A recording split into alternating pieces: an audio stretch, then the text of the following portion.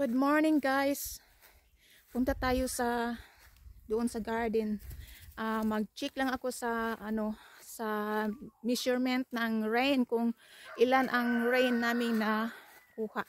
So ganito sila dito guys, mag-check sila sa sa rain gauge. Meron silang rain gauge measurement.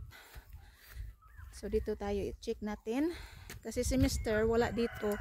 So ako ang mag-check sa rain, kung ilan ang rain namin. At buti na lang hindi umuulan ngayon, pero medyo maginaw at saka makulimlim. Makulimlim ang araw. Tapos mag-reading din ako sa aming thermometer kung ilan ang temperature sa aming weather. So meron din akong speed. So ito yung guys, ito yung rain gauge, oh. Ayan. So ang measurement ito is mils or millimeters. Kahapon tinitingnan ko, alas 5 ng hapon is 18 mils ang rain. Ngayon, so kahapon is all day talaga nag-shower.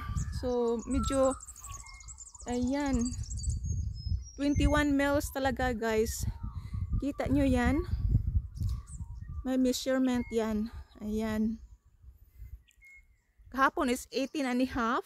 So na-mention ko. So 18 or 18 and a half.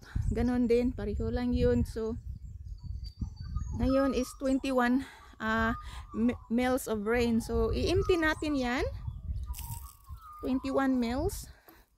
Tapos every morning ka mag-check. Pag ganito ang weather guys, every 9 AM ka mag-reading. Then i-empty mo yan. Tapos mag-reading ka next following day. So ayan. So dapat hindi natin makalimutan kung kasi magtingin pa ako sa temperature namin. Nasana yun si Timmy. Si Timmy pumunta sa hazelnut, mag-hunting ng mga nuts. So dito tayo guys, punta tayo sa aming temperature. Nasa likuran ng aming bahay. So yan si Coco. Hindi ko pa natapos ito na pruning, nag-trimming ng camellia. So dito tayo sa temperature sa likuran. Gagamit ako ng stick. So ayan. Nako din. Ito pakita ko sa inyo guys kung dalawa itong thermometer. Yung isa is luma.